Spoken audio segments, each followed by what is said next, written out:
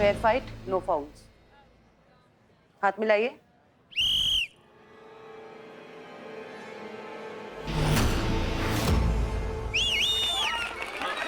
चाहिए करिश्मा मैडम। तो शुरू हो गया है कुश्ती का पहला राउंड अमरीक और करिश्मा सिंह के बीच। करिश्मा सिंह अपनी नजरें गड़ाए अमरीक की एक एक मूवमेंट को बड़े ध्यान से देख रही है। आप देख सकते हैं।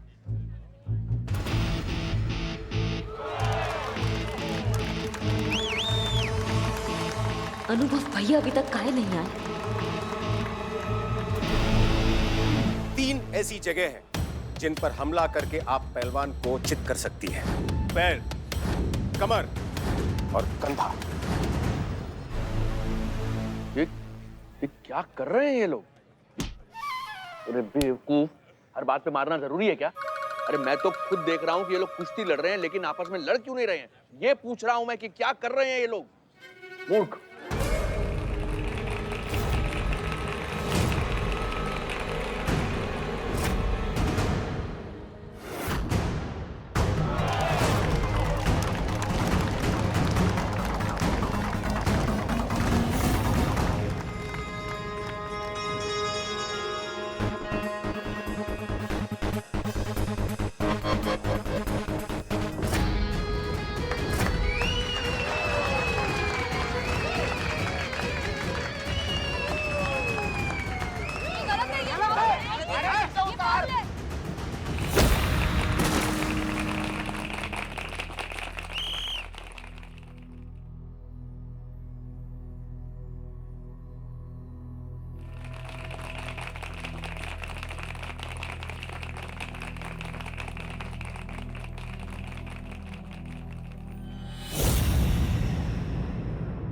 आइए बैठ।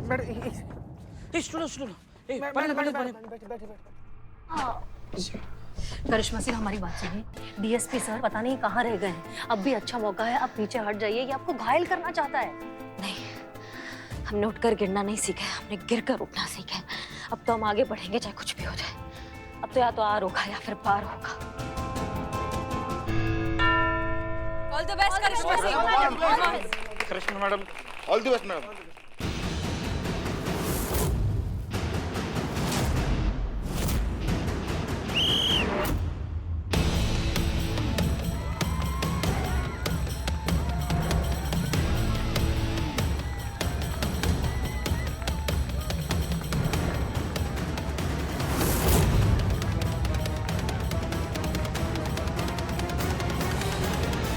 Thank God.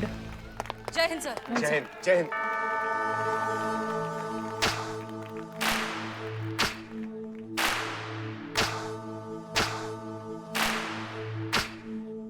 वो तुम्हारी 3 कमजोरियों में से किसी एक पर टारगेट करने की कोशिश करेगा, लेकिन किस पे ये बताएंगी उसकी आंखें। बस तभी तुम्हें तुम्हारी कमजोरी को तुम्हारी ताकत बनाना है।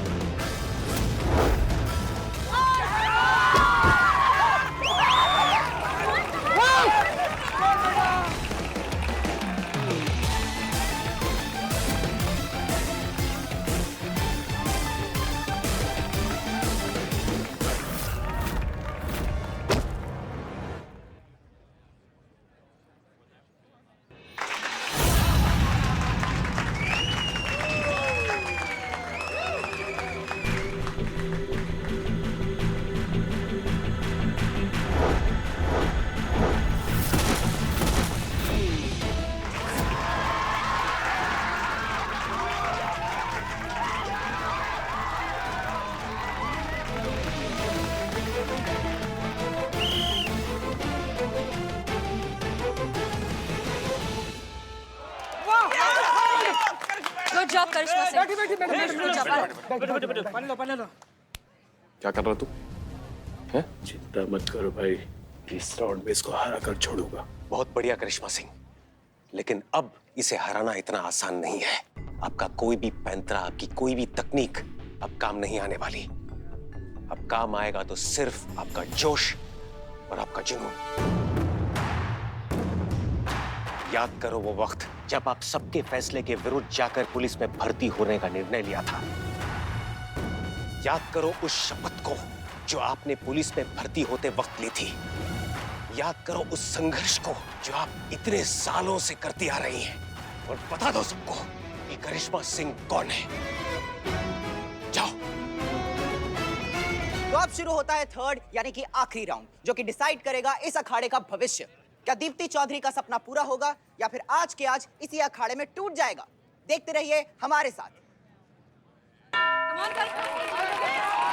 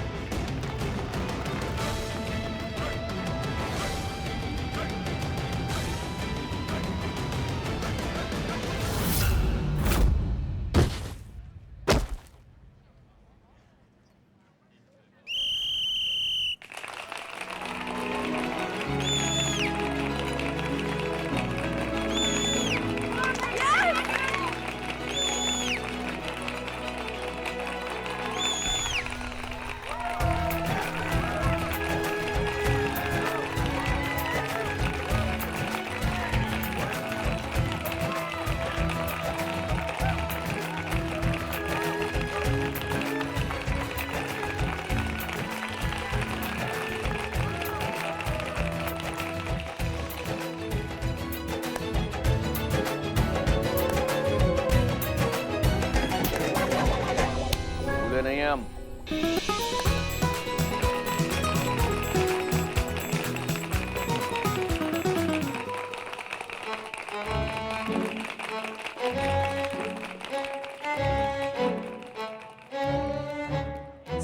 सॉरी सर, वो फ्लो में। कोई बात नहीं, कोई बात नहीं। करिश्मा सिंह, बहुत बढ़िया, बहुत बढ़िया। करिश्मा जी, आपको बहुत बहुत बधाई। क्या हुआ? बेकार की बहस कर रहे हो तुम हमारे साथ। जो काम तुम्हारी बहन ने कुछ दिन में कर दिखाया, तुम परसों में ना कर सके। ऐसे चलाओगे खड़ा? इधर आओ, आओ।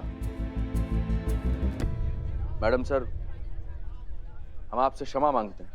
हमें इस बात की बेहद शर्मिंदगी है कि हमने आकाश के गलत काम में उसका साथ दिया। हमें शर्मिंदगी है इस बात की कि हमने भी वही सोचा जो सारी दुनिया सोचती है कि एक औरत का काम सिर्फ चूल्हा चौका करना है, घर की चार दीवारी में कैद रह के अपने संसार को चलाना है। नहीं, आज आपने हमारी सिर्फ आंखें ही नहीं खोली हैं, बल्कि हमारे दिमाग को भी नई रोशनी दी है। एक लड़की को पूरा पूरा हक है अपने पिता के सपनों को पूरा करने का। माँ बाप की विरासत पे बेटी का भी उतना हक है जितना बेटे का होता है। जी बिल्कुल, बेटा और बेटी समान होते हैं, सम्मान में भी और संपत्ति में भी। दोनों का बराबरी का हक है।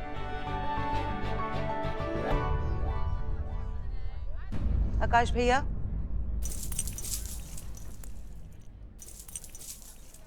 ये अखाड़ा आप ही संभालिए। मैं तो अपने ससुराल में ही बहुत खुश हूँ। बाबूजी के सपनों को अब आपको पूरा करना है। भैया, मेरा मकसद आपसे अखाड़ा छीनने का कभी भी नहीं था, बल्कि आपको ये समझाने का था कि अगर कोई गिर जाए तो उसे दोबारा उठाया जा सकता है। देखा आकाश, तुमने अपनी बहन के साथ क्या कुछ नहीं किया, फिर भी वो तुम्हारा बुरा नहीं चाहती। ऐसी होती हैं बहनें। एक बार कलाई पर राखी बांध दी तो वो पूरी दुनिया से तुम्हारे लिए लड़ जाएंगी, और अगर तुम गलत हो तो तुमसे भी लड़ जाएंगी। आज फिर से सही और गलत के बीच जीत सही की हुई।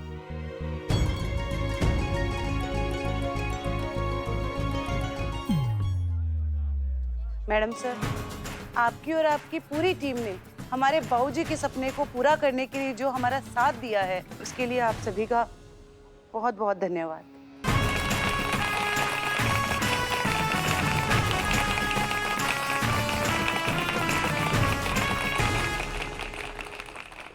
मैडम सर, अब डीएसपी सर।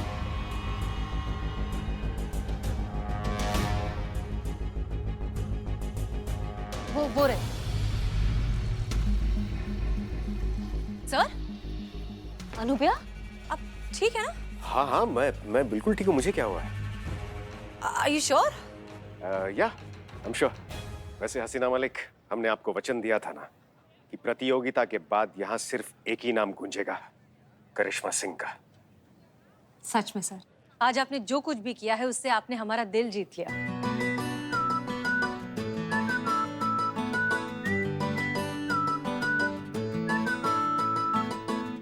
हम सबका दिल जीत लिया। करिश्मा Singh, well done.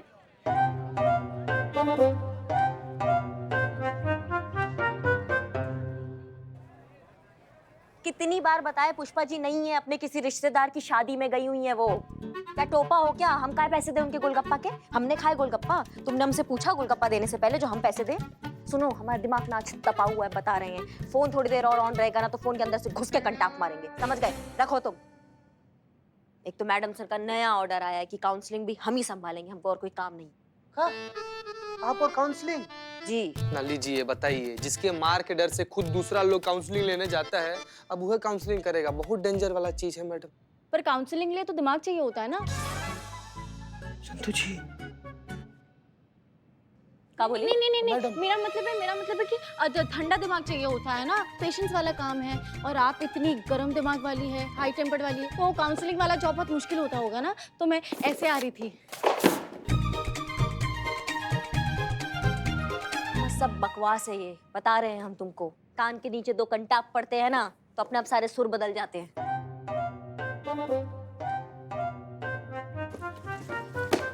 Thank you madam.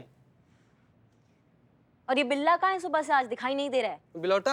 हाँ। मैडम, राजस्थान में ना अखिल भारतीय चोर सम्मेलन हो रहा है। वहाँ पर ना सभी चोर लोग ऐसे मिले हुए हैं और इस विषय पर डिस्कस कर रहे हैं कि कैसे अपना जो औहदा है वो बढ़ाया जाए, कैसे पॉकेट मार से डकैत बना जाए। और वहाँ का आयोजक लोग ना इसको ना स्पेशल निमंत्रण देकर बुलाया है बाकी चोर के काउंसलिंग के लिए। बताइए। ओ, तो बिल्लू राजस्थान गए हैं। Excuse me, sorry. जी बताइए, क्या मदद कर सकती हूँ? वो जी कॉटन सी बात है, बड़ा सिल्क सा केस है, जरी वाली रिपोर्ट लिखवानी थी। क्या बोल रहे हैं सर? साड़ियों की दुकान है इनकी, 10 साल से साड़ियाँ बेच रहे हैं। साड़ियाँ बेचते बेचते उस धंधे में इतना घुस गए हैं, वैसे भी कुछ कहते हैं ना तो साड़ियों का जिक्र आ ही जाता है। बहुत खराब बीमारी है, किसी पढ़ा लिखा डॉक्टर को दिखाइए। वैसे क्या कह रहे थे, साड़ियों के बीच में का? जी पूछ रहे हैं, रिपोर्ट लिखवानी है, कहाँ लिखवाएं? देखिए, वो हमारी एसआई मैडम है, रिपोर्ट ना वही लिखेंगी। आई हाँ, आई आप इस तरफ आइए। सॉरी। कोई बात नहीं, इट्स ओके। आइए। जाइए लीजिए संतु जी।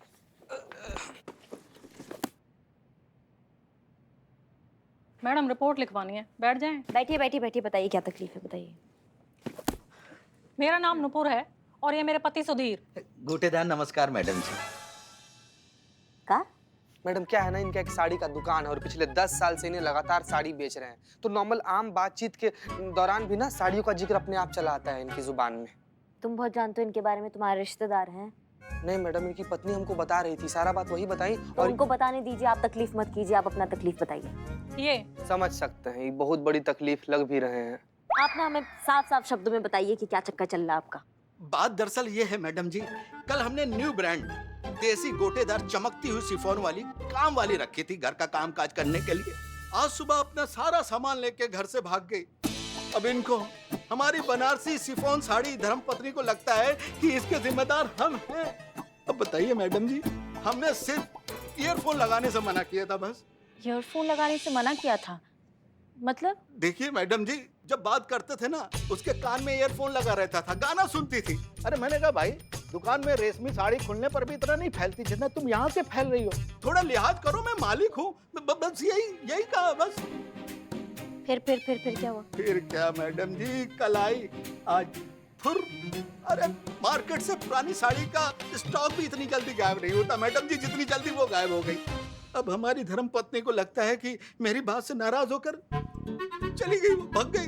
देखिए, उसमें हमको दिलचस्पी नहीं है, आपका वो निजी मामला है, आप अपने घर पे जाके उसको सुलझाइएगा, यहाँ मत लाइए उसको। बात है आपकी काम वाली बाई की, तो हमको ये बताइए कि वो वो कहाँ से आई थी और कुछ घर का कोई सामान लेके तो नहीं गई? क्योंकि आजकल इस तरीके के चक्कर का बहुत शिकायतें आ रही है मेड को लेके। तो क्या क्या है बताइए, कहाँ से आई थी वो? बस बहुत हुआ।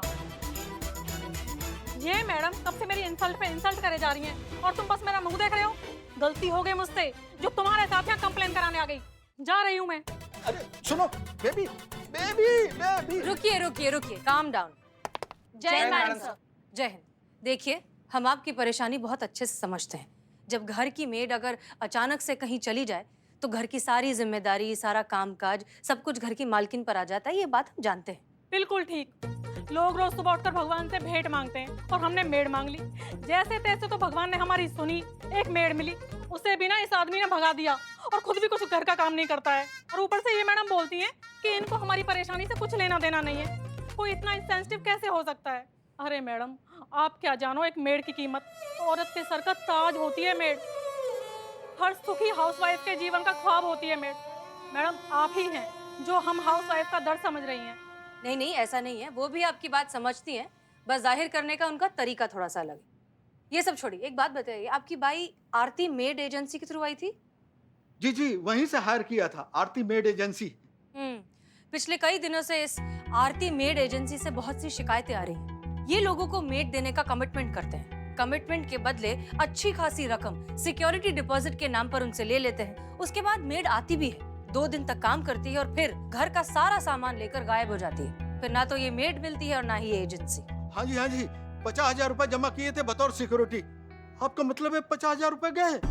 मैडम, जब आप इतना जानती हैं तो इन जालसाजों के खिलाफ कुछ एक्शन क्यों नहीं लेती? देखिए, हमने इस मामले की तहकीकात ऑलरेडी शुरू कर दी है। आप निश्चिंत होकर अपने घर जाइए। हमें जैसे ही कुछ पता चलेगा will get in touch with you. गोटेदार नमस्कार मैडम जी। आप सब अंदर आइए। संतोष शर्मा, हमने आपसे इस फ्रॉड केस के बारे में डिटेल्ड रिपोर्ट मांगी थी। Yes madam sir. तो कहाँ है? अभी चाहिए? हमारे रिटायरमेंट के बाद तो थोड़ी देर हो जाएगी, नहीं? हाँ, वैसे तो मैडम से ज्यादा इन्फॉर्मेशन है नहीं, उतनी है जितनी कि ऑलमोस्ट हम सबको पता ही है। पर एक खास बात है इन ठग लोगों की कि वारदात के लिए हमेशा बड़ा शहर ही चुनते हैं क्योंकि वहाँ पे मेड की रिक्वायरमेंट ज्यादा होती है। वैसे अभी तक ये कई लोगों को ठग चुके हैं और इनफैक्ट अभी हमारे शहर लखनऊ में सबसे ज्यादा एक्टिव है। बस गलती कर दिया इन्होंने लखनऊ में आके। अब एक एक को मार लगाएंगे हम, जुलूस निकालेंगे गाजे बाजे के साथ, किसी को नहीं छोड़ेंगे हम। जहाँ तक हमें खबर मिली है, ये बहुत ही बड़ा स्कैम है और उसमें कई सारे लोग शामिल हैं। इसलिए हमें जो कुछ भी करना होगा बहुत सोच समझकर, तैयारी के साथ और कानून के दायरे में रहकर करना होगा। संतोष शर्मा, क्या लगता है आपको कि इस फ्रॉड के अगेंस्ट टोटल कितनी कंप्लेंट्स हो चुकी होंगी अब तक? 60 to 70? 62 की 70।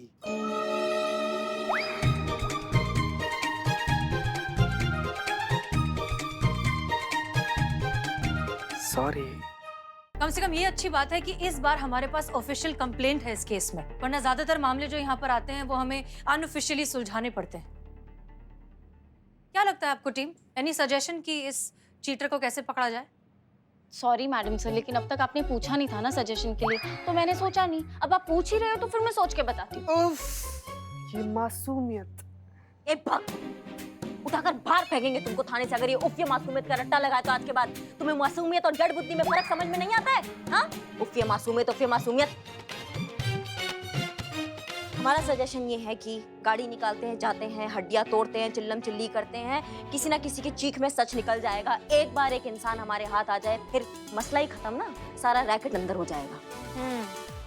हम जानते थे कि आप ऐसा ही कुछ सुझाव देंगे, लेकिन अफसोस हमें नहीं लगता कि ऐसा कुछ हो सकता है, क्योंकि अभी तक हमारे हाथ में कुछ भी नहीं है। फिलहाल हम इस केस के बारे में कुछ नहीं जानते। हम नहीं जानते कि इस रैकेट के पीछे असलियत में कौन है। सबसे पहले हमें बनाना होगा एक पुख्ता केस, जिसके लिए हमें चाहिए ठोस सबूत। इसलिए करिश्मा सिंह, आपका ऑप्शन तो नहीं हो पाएगा। हमें भी बहुत अच्छे से पता था मैडम सर कि हम जो आपको राय देंगे ना वो आप बिल्कुल नहीं मानेंगी, क्योंकि आज तक नहीं मानी तो आज कैसे मान लेती। खैर, हमने बोल के अपना काम कर दिया, आप अपना काम स्टार्ट कर सकती हैं, हम अपना ड्यूटी पर लग सकते हैं। वैसे मैडम सर, हमारे दिमाग में भी एक ठो आइडिया फूटा है, अगर आपको बुरा ना लगे तो हम छोड़े। हाँ हाँ बोलो। मैडम सर, हम क्या कहते हैं कि हम लोग खुद क्यों नहीं क्लाइंट बनकर ये आरती मेड एजेंसी में जाते हैं और वहाँ से एक मेड हायर करते हैं, और जैसे ही वो मेड भागेगी हम लोग उसका पीछा करेंगे और उसको रंगे हाथों पकड़कर इस आरती मेड एजेंसी को एक्सपोज कर देंगे। एजेंसी बंद हो गई है तो हायर किसको करेगा? मैडम सर क्या है ना, ये थोड़ा सा छानबीन हम किए हैं और हमको पता चला है ना कि जैसा आरती मेड एजेंसी था ना, ठीक वैसा ही एक दूसरा made agency, Satya made agency खुला है शहर में, और इसके खिलाफ भी ना बहुत सारा फ्रॉड का केस आ रहा है। तो मैडम हम कह रहे हैं कि हाथ पर हाथ धर के बैठे रहने से बेहतर है कि कुछ करे क्यों ना। हाँ, हो सकता है कि इसी के जरिए आरती मेड एजेंसी के खिलाफ कोई सबूत हमारे हाथ लग जाए और वो हमारे लिए फायदेमंद हो जाए। तुम सही कह रहे हो चीता Chaturvedi, good job. Thank you very much madam sir, thank you. Santosh Sharma, Yes, madam, sir. Satya made agent Aarti made agency के फंक्शनिंग के बारे में पता लगाइए। देखिए कि सत्या मेड एजेंसी से इसके क्या तालमेल है, किस तरह से ये लोग सिमिलर हैं। हो सकता है कि ये दोनों एजेंसी एक ही रैकेट का हिस्सा हो सकता है, इसे चलाने वाले लोग भी सेम हो। पता लगाइए। Yes madam. चीता चतुर्वेदी, सत्या मेड एजेंसी और आरती मेड एजेंसी, इन दोनों में से जिसने भी बाइयां हायर की हैं, उन सब से जाकर बात करिए। हो सकता है उनसे कोई इन्फॉर्मेशन मिल जाए। जी मैडम सर।